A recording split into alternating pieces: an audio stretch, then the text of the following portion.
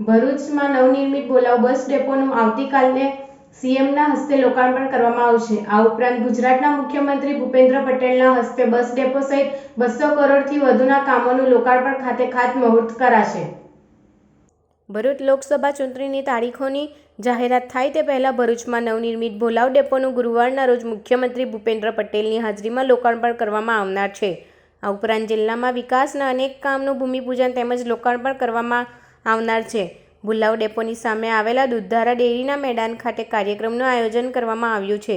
બોલાવ ડેપો પર રોજની 900 કરતાં વધારે એસટી બસોની અવરજવર રહે છે, જેના કારણે સ્થાનિક લોકોની મુસાફરી સરળ બનશે અને તેમને નર્મદા ચોકડી કે જાડેશ્વર ચોકડી સુધીનો ધક્કો ઓછો થઈ જશે।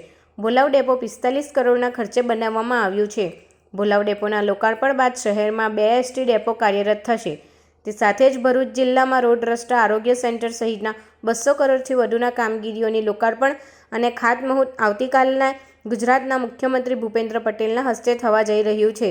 ત્યારે આજ રોજ ભરૂચ કલેક્ટર તુષાર સુમેરા, ભરૂચ એસપી મયુર ચાવડા સહિતના અધિકારીઓએ કાર્યક્રમનું સ્થળનું સુરક્ષા સહિત કામગીરીનું નિરીક્ષણ કર્યું હતું।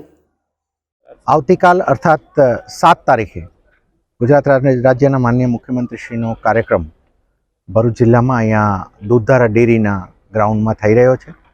આખા જિલ્લામાં રોડ, રસ્તાથી લઈને આરોગ્યના સેન્ટર્સથી લઈને અને આપણા બોલાવ બસ ડેપો એમ ગણીએ તો ટોટલ 200 કરોડથી વધારે રૂપિયાના કામોનો કાલે ખાતમુહૂર્ત તેમજ લોકાર્પણનો કાર્યક્રમ થઈ રહ્યો છે। આપ એની તૈયારીઓ પણ જોઈ રહ્યા છો।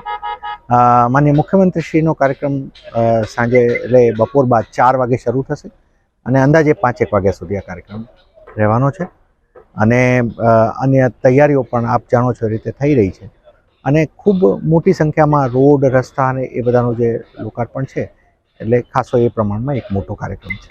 Thank you sir. આવતીકાલે માનનીય સીએમ શ્રી ભૂપેન્દ્ર પટેલ સરનાઓ જ્યારે ભરૂચ જિલ્લામાં પધારનાર છે અને બોલાવ એસટી ડેપોનું લોકાર્પણ કરવાના છે, તે સંદર્ભમાં ભરૂચ જિલ્લા પોલીસ તરફથી 5 ડીવાયએસપી, 41 પોલીસ ઇન્સ્પેક્ટર અને પોલીસ સબ ઇન્સ્પેક્ટર તથા 450થી વધારે પોલીસ બંદોબસ્ત રાખવામાં આવેલ છે।